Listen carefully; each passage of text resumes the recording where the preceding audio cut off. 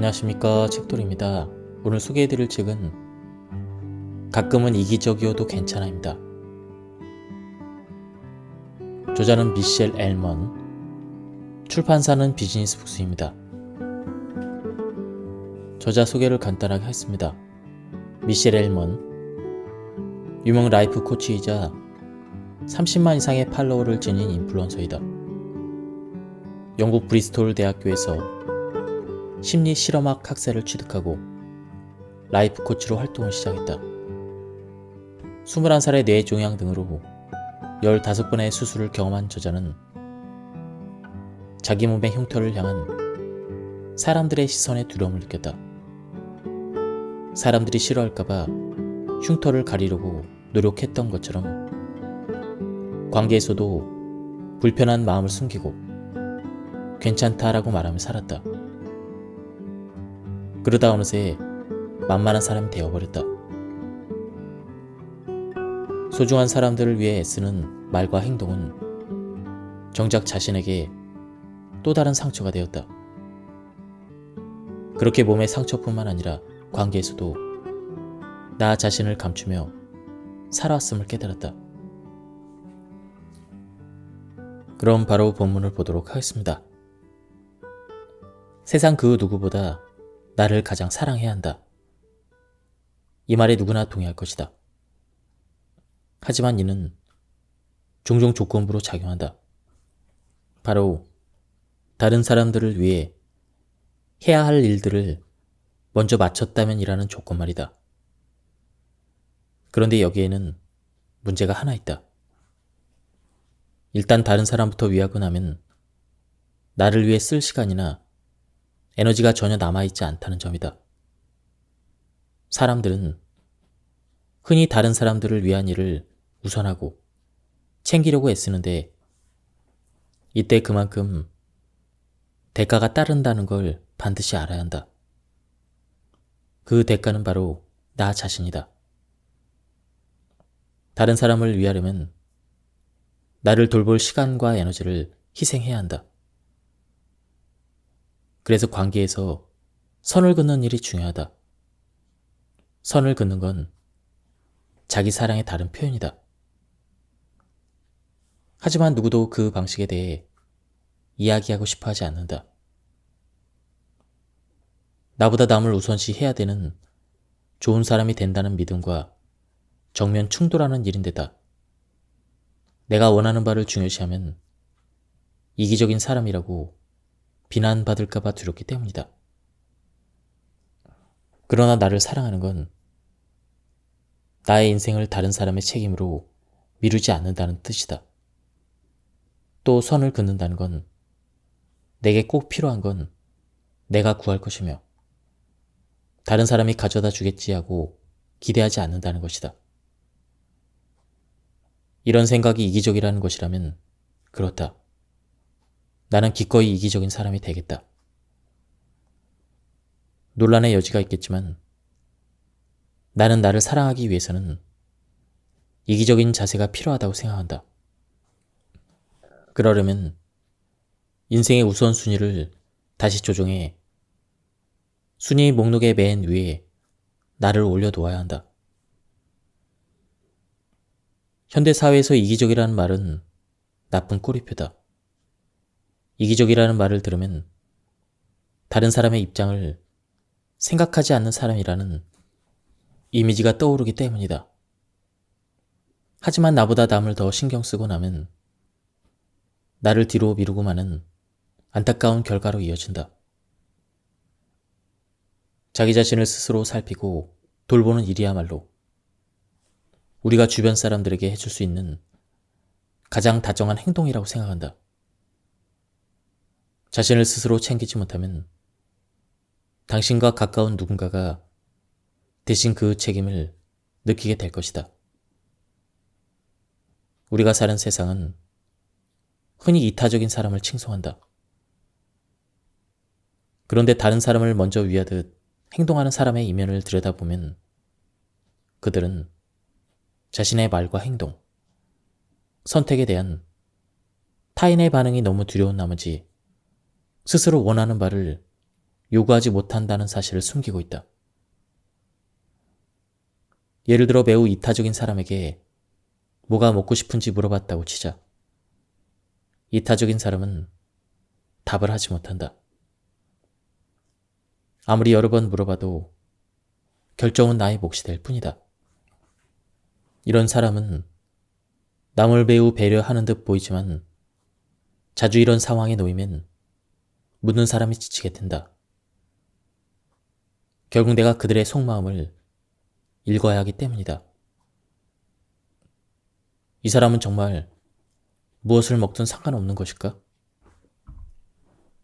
아니면 진짜 원하는 바를 입 밖으로 내지 않는 것일까?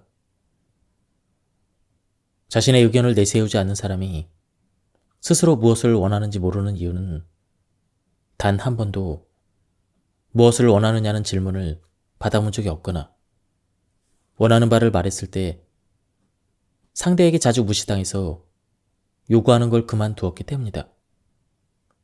어느 쪽이든 이타적인 태도는 좋은 사람이 되려는 마음이 아니라 다른 사람들로부터 사랑받으려는 마음에서 나오는 경우가 많이 있다.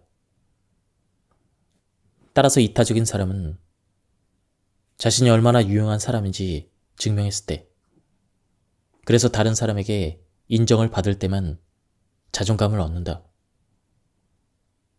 그러다 보니 스스로의 욕구보다는 다른 사람의 인정을 우선시한다.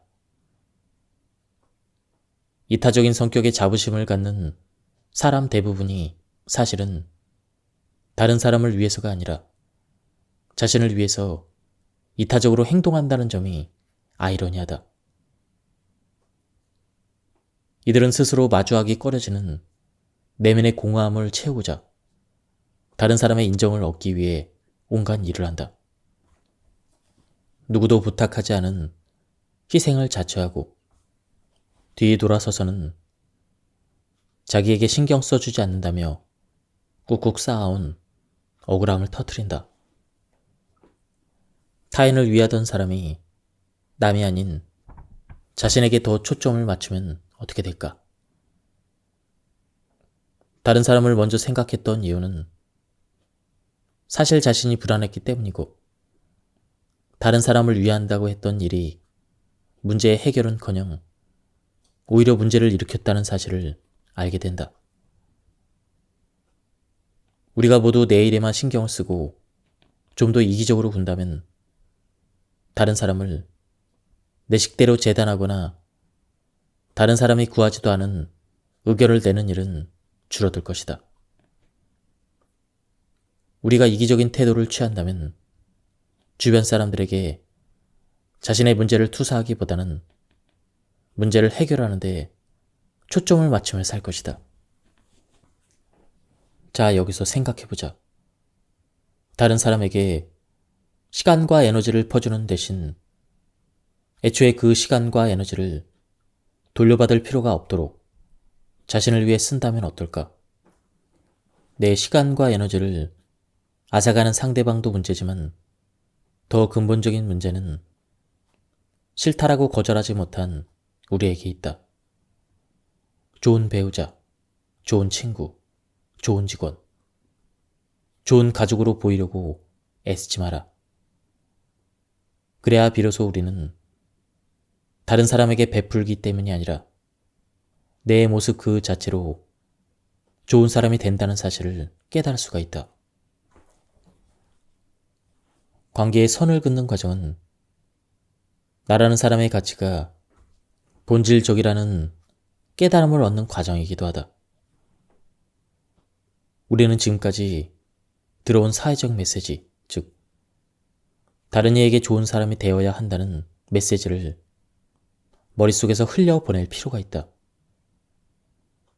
대신 스스로에게 좋은 사람이 될 방법을 제정해야 한다.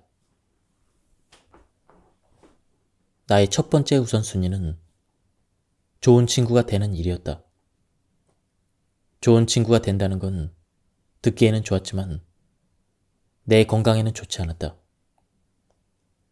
더 정확히 말하자면 그건 나를 망치는 짓이었다.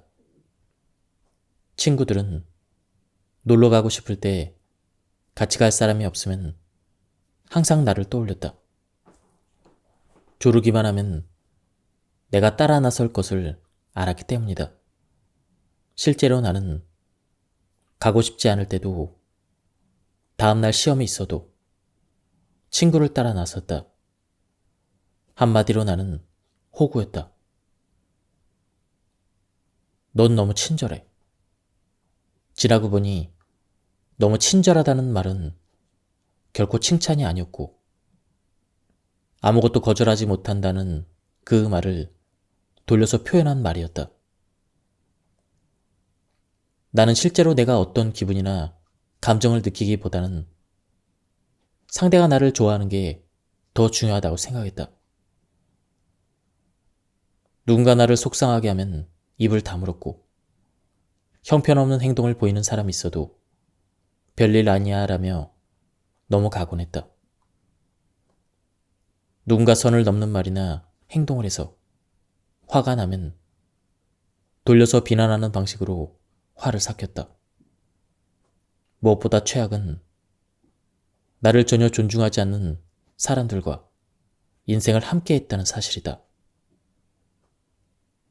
내게는 연인이나 친구 관계를 끊을 선택권이 있다고 생각하지 않았다. 그래서 누군가가 나와 함께 시간을 보내고 싶어 하면 깜짝 놀랐다. 선을 긋지 않았기 때문에 인생에 불필요한 사건들이 생길 뿐 아니라 스트레스, 불안, 죄책감, 억울함도 생긴다는 사실을 마침내 마주하기까지 나는 오랫동안 힘든 배움의 과정을 거쳐야만 했다. 한마디로 선을 긋고 거절할 줄 알게 되면서 내 인생에는 큰 변화가 일어났다. 다른 사람과 선을 긋는 건 지금까지 내가 배웠던 모든 가르침 중에서 단연 최고로 꼽을 수 있는 교훈이었고 지금까지의 삶에서는 상상할 수 없을 정도로 내 인생을 완전히 바꿔놓았다. 나와 타인 사이의 선은 일종의 집과 같은 역할을 한다. 집안은 나의 인생이고 집을 이루는 내 벽은 바깥 세상으로부터 나를 보호한다. 다른 사람이 들어올 수 있는 문이 있으므로 바깥 세상으로부터 완전히 차단된 건 아니지만 문을 여는 건 나의 선택이다. 만일 누군가 문을 발로 차서 강제로 부수려고 하면 침입으로 느낀다. 우리는 창문을 통해 들어오려고 하는 사람을 집 안으로 들이지 않는다. 창문을 닫아둔 데는 이유가 있기 때문이다. 당신의 집은 인생과 마찬가지로 오로지 당신만의 공간이다. 누구를 집에 들이고 누가 떠나야 할지 결정하는 그 주체는 바로 당신이다. 누군가 집에 들어와서 깨지기 쉬운 화병을 집어 바닥으로 던졌다면 그 사람을 쫓아내야 한다. 이때 화병을 개인적이고 약점이 될 만한 정보라고 생각해보자. 사람들에게 새어나가서는 안 될 비밀을 털어놓았는데 응당 조심스레 다뤄야 할 그 이야기를 상대방이 함부로 다뤘던 경험을 몇 번이나 겪어봤는가? 당신의 인생은 당신 집이고 집안에서 용인되는 행동은 당신이 정해야 한다. 실내에서 신발을 신어도 되는 집이 있고 그러면 싫어하는 집도 있다. 규칙에는 옳고 그름이 있지 않다. 중요한 것은 당신의 집을 지킬 수 있는 규칙이 필요하다는 사실이다. 당신의 집이고 당신의 선이니 규칙도 당신이 정해야 한다. 우리는 보통 반려자나 가족 등 사랑하는 사람을 돌봐줘야 될 책임이 자신에게 있다고 생각한다. 반면 자신을 스스로 돌봐야 한다는 생각을 잘하지 않는다. 그러나 자기 돌봄은 온전히 자기 책임이다. 나를 스스로 돌보자. 그래서 나를 돌보는 일을 다른 사람의 할 일 목록에서 지워버리자. 다른 사람이 당신을 위해 해주었으면 하는 일을 모두 적어보자. 그러고 나서 그 모든 일을 스스로 하고 있는지 물어보자. 10중 8구 그렇지 않을 것이다.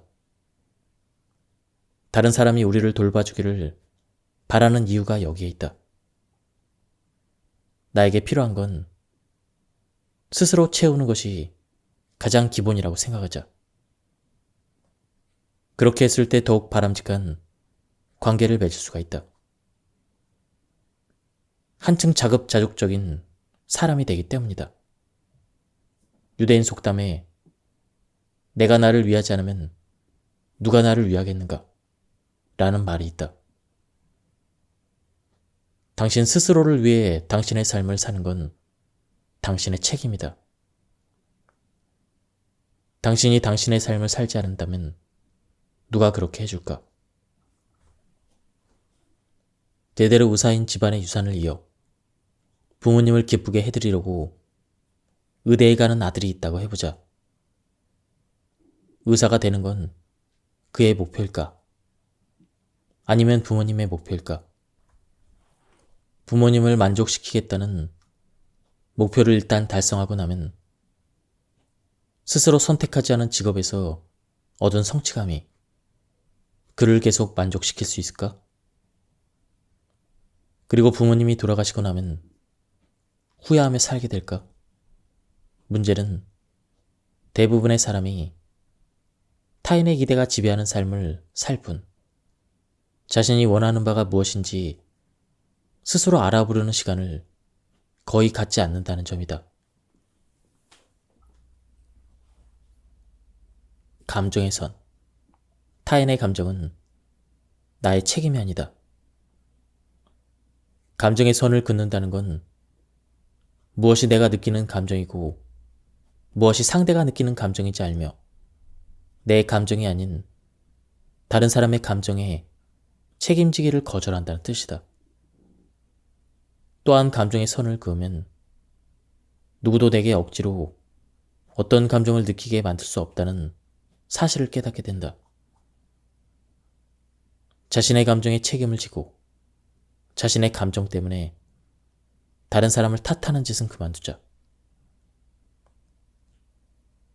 감정의 선이 약하게 설정된 예시. 자신의 기분이 나쁘다고 자기 감정에 다른 사람을 전부 휘발리게 하는 사람을 본 적이 있는가?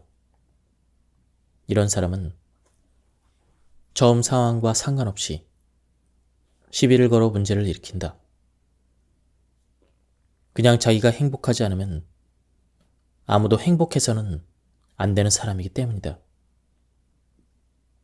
감정의 선이 약하게 설정된 예이다. 또한 이런 사람은 자기 감정을 다른 누군가의 탓으로 돌리려 하거나 자신의 부정적인 감정을 해소하기 위해서 다른 사람을 조종하려 드는 모습도 보인다. 감정의 선이 없는 사람은 보통 자기인식이 부족한데 그 결과 자신이 느끼는 부정적인 감정을 완전히 별개의 상황에 투사한다. 흔한 예로 도로에서 보복운전을 하는 사람이나 가게 종업원에게 자신의 분노를 쏟아내는 사람이 있다. 이들은 실제로 음식이나 다른 차량 때문에 화가 난 게 절대 아니다. 삶의 다른 부분에 풀리지 않는 화를 품고서는 가게 종업원처럼 화를 내도 후환이 별로 없을 것 같은 사람이나 보복 운전같이 피해자가 없다고 생각하는 그런 상황에 화를 낸다. 감정의 선이 강하게 설정된 예시. 내가 속한 감정과 그렇지 않은 감정이 무엇인지 구별하는 건 매우 중요하다. 나는 외모에 대한 평가로 부끄러움을 느끼는 상황을 예로 들어 이 차이점을 가르친다. 그리고 다음 문장을 사람들에게 자주 들려준다. 그것은 당신의 부끄러움입니다. 제가 느끼는 감정이 아니죠. 이 방법은 다른 감정을 다룰 때도 잘 통한다. 나의 조언을 들은 고객 중 한 명이 외모를 비판하는 자신의 엄마를 향해 이 말을 직접 사용한 일이 있다. 그녀의 엄마는 곧 다가올 결혼식을 빌미로 그녀의 외모를 비난했다. 그 덩치로 결혼식을 올리면 내가 부끄러울 것이다. 이렇게 말하면서 말이다. 그녀는 엄마를 향해서 몸을 돌려 차분히 말했다. 아니죠. 결혼식에서 제 덩치 때문에 부끄러움을 느끼는 사람은 엄마예요. 그건 엄마의 부끄러움이지 제가 느끼는 감정이 아니죠. 저는 제가 어떤 몸을 가지고 있는 그대로의 나를 사랑하는 사람과 결혼식을 올릴 생각에 아주 신나는걸요. 나는 종종 이렇게 말한다. 마치 누군가 부끄러움이 든 가방을 들고 있다가 당신에게 이봐요. 나를 위해서 이 가방을 좀 들어줄 수 있나요? 이렇게 말하는 것과 같은 일이라고 말이다. 사람들은 가방 안을 보지 않고 부탁을 들어준다. 하지만 가방 안을 살펴보면 부탁을 즉각 거절하고 다시 돌려줄 것이다. 이 여성이 정확히 그렇게 했다. 그녀는 엄마에게 부끄러움을 돌려주었고 자신의 결혼식 날을 즐겁게 보냈다. 지금 느끼는 감정이 실제 내 것인지 아니지 확실하지 않다면 감정을 자극하는 일이 당신에게 일어난 일인지 아니면 다른 사람에게 일어난 일인지 스스로 물어보라. 누군가 강렬한 감정적인 반응을 보이는 곳에 있는가? 그렇다면 물리적으로 한 발 물러나 심호흡을 하고 이 감정이 내가 느끼는 감정인지 아닌지 스스로 분명히 해야 한다. 종이와 펜을 준비하고 지금까지 살면서 다른 사람의 감정을 내 감정처럼 느꼈던 때가 언제였는지 적어보자. 그 사람 때문에 너무 화가 나. 평소 이런 말을 몇 번이나 하는지 생각해보자. 생각해보면 이는 무척이나 이상한 표현이다. 예를 들어 남자친구와 전화 통화하는 내용을 아빠가 엿들었다고 해보자. 전화를 끊고 난 후 아빠가 내 사생활을 침해했다는 사실에 화가 난다. 아빠가 전화를 엿들은 일이 감정을 일으킨 자극이고 화가 나는 건 자극에 대한 반응이며 우리는 여기에 대응해서 소리를 지르거나 뛰쳐나간다. 자극에서 반응으로 또 반응에서 반응으로 넘어가는 과정이 자동으로 일어난다고 생각하기 쉽지만 그렇지 않다. 전화를 엿들은 사람이 언니였다면 당신의 반응은 달랐을 것이다.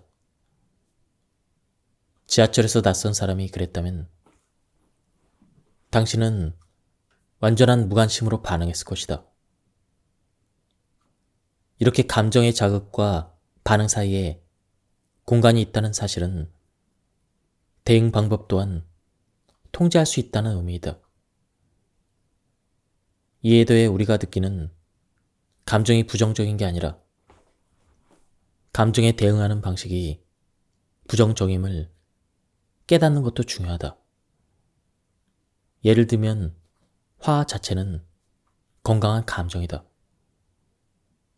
하지만 화가 난다고 의자를 던지는 것은 건강한 대응 방법이 아니다. 감정의 자극지가 된 사건과 느낌 사이에 내부적으로 어떤 일이 일어나고 있는지 살펴보면 그 과정에서 우리의 뇌가 의미를 부여한다는 사실을 알 수가 있다. 뇌는 의미를 찾는 장치이고 사실이 존재하지 않으면 우리의 뇌는 상황을 이해하기 위해 필요한 일을 한다. 즉, 우리가 모르는 부분은 지어내게 되는데 보통 내가 지어낸 이야기는 실제보다 더 나쁘다. 나는 코칭을 하면서 이야기라는 용어를 많이 사용한다. 사실은 무엇이고 우리가 만들어내는 이야기는 무엇인지 분명히 구분하는 것이 매우 중요하다. 남자친구와 전화통화를 아빠가 엿들었던 예를 살펴보면 화를 내기 전에 나의 뇌는 아빠는 내 사생활을 존중하지 않는다. 아빠는 내 남자친구를 좋아하지 않는다. 이렇게 말한다. 아빠의 행동을 이 두 가지 생각과 직접 관련시켜서 화가 난 것이다. 부정적인 생각이 소용돌이치도록 내버려 두면 뇌는 하나의 이야기를 만들어 나의 귀에 이런 식으로 속삭인다. 너에게 신경 쓰는 사람은 아무도 없어. 모두가 너를 어린아이 취급해. 네 언니가 통화하고 있었다면 아무도 통화 내용을 들으려 하지 않았을 거야. 그러나 이런 생각은 이야기일 뿐 사실이 아니다. 아빠에게 왜 내 사적인 대화를 듣고 있었냐고 물어보면 이런 이유일 수도 있고 다른 이유일 수도 있다. 때론 어떤 감정을 느껴도 감정에 부여한 의미 때문에 우리가 감정에 따라 행동하지 않을 때도 있다. 예를 들어 극장에서 영화를 보면서 무섭다고 느낄 때가 그렇다. 몸으로는 공포를 느낄 수 있지만 우리의 뇌가 이 감정에 대해서 우리는 안전하며 지금은 공포를 느끼도록 의도된 상황이라는 의미를 부여하므로 어떤 반응도 나타나지 않는다. 어린 시절부터 우리가 감정에 대해서 논의해온 방식에는 기본적인 결함이 있다. 바로 감정에는 긍정적인 감정과 부정적인 감정이 있다는 생각이다. 하지만 감정에는 긍정적인 것과 부정적인 것이 존재하지 않는다. 감정은 좋거나 나쁘다고 말할 수 없다. 감정은 그저 존재할 뿐인데 우리가 자라면서 감정에 대해서 배운 내용을 바탕으로 스스로 재단하기에 좋고 나쁘다는 구분이 생긴다. 모든 감정은 자연스럽고 인간적이며 건강한 것이다.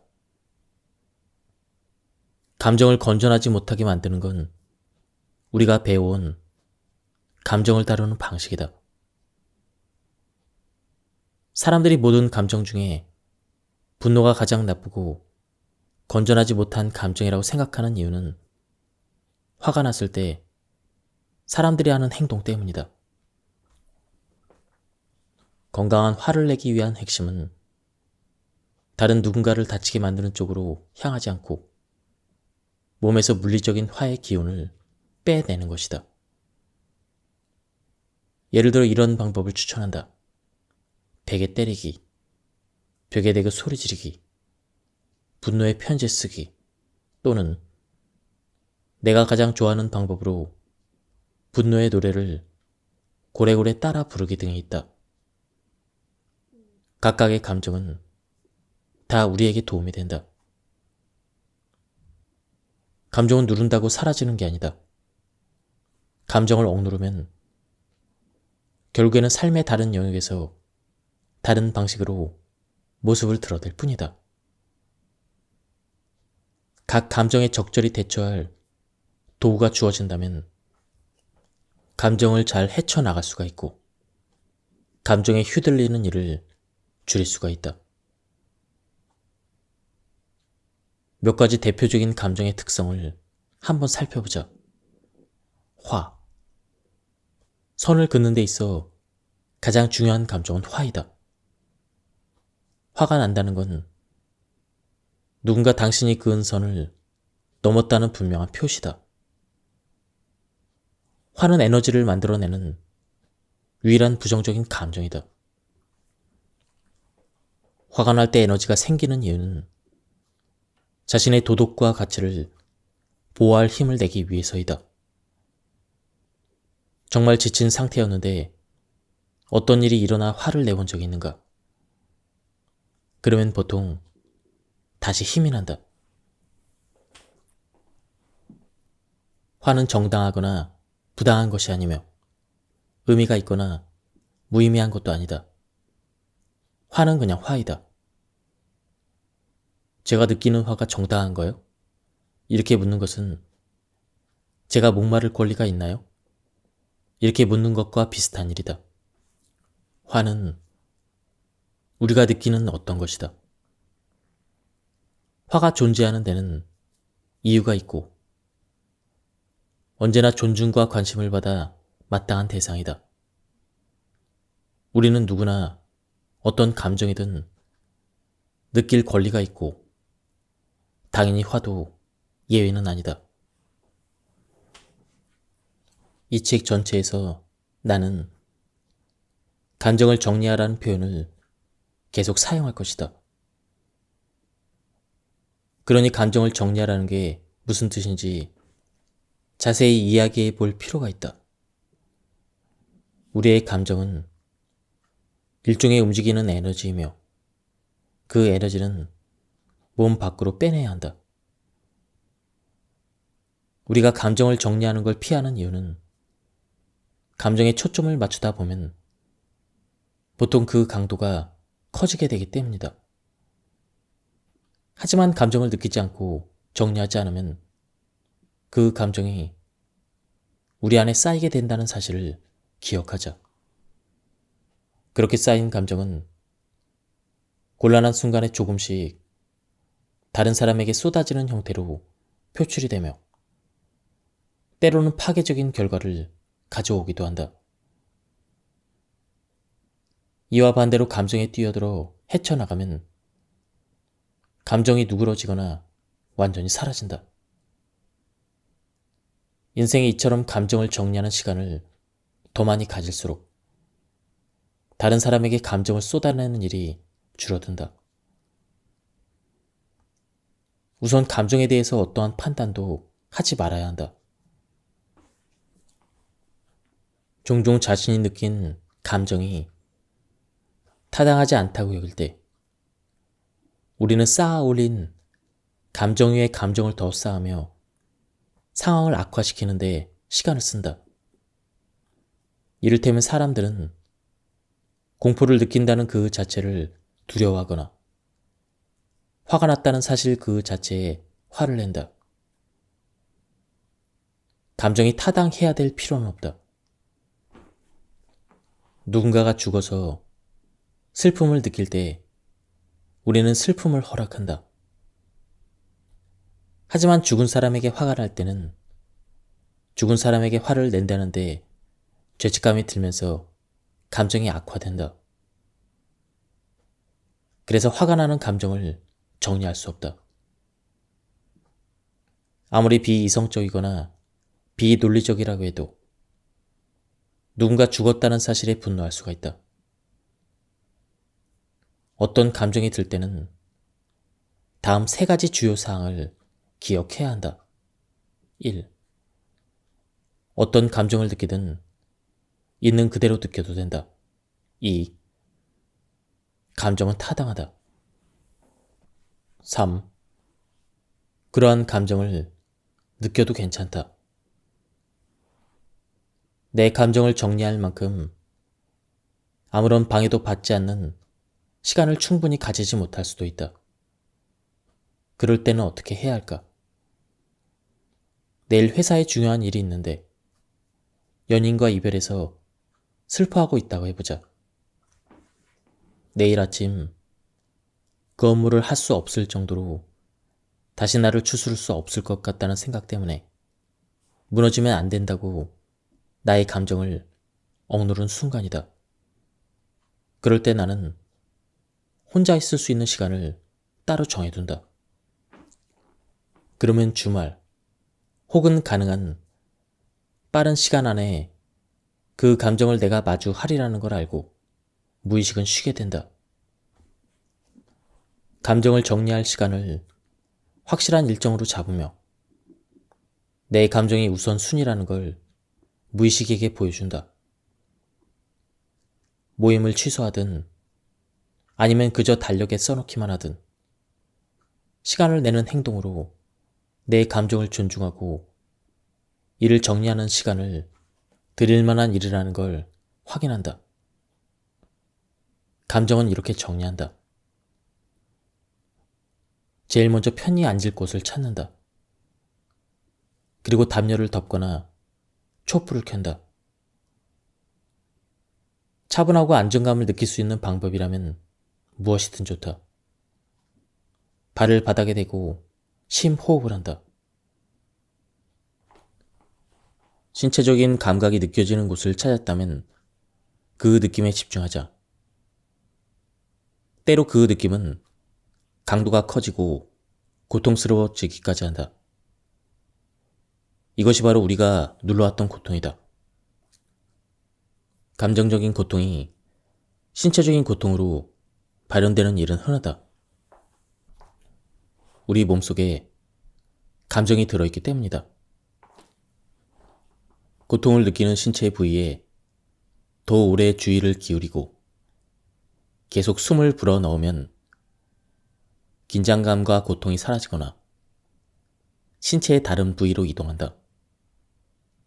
어디로 가든 그 감각을 따라가라. 예를 들어 심장에서 느껴지던 긴장감이 위로 이동해 목구멍에서 느껴진다면 그 느낌을 따라가며 집중하라. 몸에서 느껴지는 감각에 감정을 부여하거나 왜 그렇게 느끼는지 설명하는 등 머릿속에 이런 생각이 떠오르면 인식을 다시 몸의 감각으로 돌려라. 떠오르는 생각을 일부러 조용히 시켜야 될 필요는 없다. 몸의 느낌이 있는 곳으로 주의를 돌리면 내면의 소리는 어차피 가라앉을 테니 말이다. 소리치거나 절규하고 싶은 충동이 들기도 한다. 감각이 목 안에서 올라올 때 특히 그렇다. 만약 완전히 혼자 있는 상황이라면 그대로 소리를 지른다. 혼자 있는 게 아니라면 베개에 대고 소리를 지르자. 이상해 보일지 몰라도 감정은 표출되어야 하고 주변 사람을 다치게 만들지 않는 한 이런 분출 행동은 감정을 정리하는 건강한 방법이다. 이와 비슷하게 팔다리가 콕콕 쑤시는 기분이 든다면 가능한 한 격렬하게 털어낸다. 콕콕 쑤시는 느낌은 대개 두려움이나 트라우마에서 나온 에너지가 몸속에 갇혀있을 때 나타난다. 화가 치민다면 무언가를 치고 싶다는 마음이 든다. 나는 보통 스쿼시 라켓으로 베개를 세게 친다. 주먹으로 베개를 때리는 방법도 있다. 우리 사회는 모든 형태의 공격성을 나쁘게 보기 때문에 이런 행동은 사람들의 걱정을 사기 쉽다. 하지만 공격성이 특정 개인을 향하지 않는 한 베개를 때리는 등의 행위는 권투를 하거나 테니스를 칠 때와 같은 방식으로 화의 에너지를 방출한다. 춤추는 것도 몸속의 두려움과 분노의 에너지를 보내기 좋은 방법이다. 다만 감정의 에너지를 몸 밖으로 내보내기 위해서는 내보내려는 감정에 의식적으로 관심을 두어야 한다. 그게 바로 우리가 감정 정리 연습을 통해서 하는 일이다. 몸에서 느껴지는 감각이 지나치게 강해서 잠시 쉬고 싶다면 쉬어도 된다. 이런 식으로 감정을 정리하는 연습을 더 많이 하면 할수록 내성도 생기고 감정이 올라올 때 자각도 잘 할 수가 있다. 관계에서 선을 잘 긋는 사람은 자신의 뜻을 정확히 말할 줄 안다. 그런 의미에서 아니라는 말은 아주 상징적인 단어이다. 거절하고 싶을 때 아니라는 말을 하지 못하면 그건 선이 결여되어 있음을 나타내는 표시이다. 인생을 위한 선택이나 결정을 내릴 때 우리가 사용해야 되는 단어가 바로 아니라는 거절의 단어이다. 이 거절의 단어를 효과적으로 사용하지 못하면 우리 인생은 타인의 결정에 따르게 되고 자기 인생에서 희생자가 된다. 자기만의 선이 없는 사람은 거절하고 싶을 때도 그래라고 허락하고 그 결과 하고 싶은 일을 받아들일 기회를 놓친다. 반대로 거절하는 법을 배우면 좋아하는 일을 받아들일 때 더 큰 힘을 쓸 수가 있다. 우리가 쓰는 표현 안에 아니라는 거절의 말을 되찾으면 자신에게 최선인 결정을 내리게 된다. 내 기억 속에서 처음 아니라는 말을 처음으로 쓴 건 15살 때였다. 나보다 12살이 많은 친언니가 밖에서 점심을 사주었는데 갓 나온 음식이 차가웠다. 나더러 굳이 예의 바른 척했다는 사람도 있겠지만 나는 종업원에게 말하지 않기로 했다. 그래서 종업원이 다가와 음식이 맛있었는지 물었을 때도 말없이 잠자코 있었다. 그러자 언니가 말했다. 아니요, 동생이 만족스럽지 않은가 봐요. 그러고서는 내가 불만을 이어 말하기를 기다렸다. 하지만 애초에 내가 아니오라고 말하지 않은 데는 여러 이유가 있었다. 소심한 성격의 10대 소녀였던 나는 종업원의 기분을 상하게 하고 싶지 않았다. 짜증나는 손님이 되고 싶지 않았다. 종업원을 불편하게 만들고 싶지 않았고 까다로운 손님이 되고 싶지 않았다. 지금 생각해보면 전혀 모르는 사람에게 음식 이야기를 하는 건 별일이 아닌데도 마치 내가 아끼는 사람에게 중요한 문제에 선을 긋는 것과 똑같은 방식을 취했다는 것을 알 수가 있다. 별일 아닌 상황에서 취하는 행동을 보면 중요한 상황에서 나타날 행동을 예상할 수가 있다. 그러니 우습게 들릴지 몰라도 종업원이 음식은 괜찮은지 물었을 때 아니오라고 말할 수 있다면 더 중요한 일 앞에서도 아니오라고 말할 자신감과 힘이 생긴다. 나는 그날 이후 필요한 건 명확히 요구해야 된다는 중요한 교훈을 그날 얻었다. 모든 관계가 정확히 여기에서 시작한다. 머리가 마음에 들지 않는데 미용사에게 마음에 든다고 한 적이 몇 번이나 있는가? 괜찮으세요? 이런 질문에 사실은 괜찮지 않은데 네라고 말한 적은 몇 번이나 있는가? 아니라고 생각한 것에 아니라고 말하는 건 선을 긋기 위한 첫걸음이다. 지금까지 이 책에 대한 리뷰를 모두 마쳤습니다. 우리는 살아가면서 좋은 사람이 되기 위해서 많은 노력을 합니다. 저자는 그렇게 하기에 앞서 우선 자기를 사랑하라고 말하고 있습니다. 남들을 위해서 자기를 희생시키기보다는 먼저 자신을 챙기라는 말입니다. 이 책은 굉장히 가독성도 좋고 내용도 누구나 이해하기 쉽게 이해할 수 있게 쓴 그런 책이었습니다. 한번 책을 구해서 읽어보실 것을 추천드립니다. 여기서 리뷰를 마치도록 하겠습니다. 감사합니다.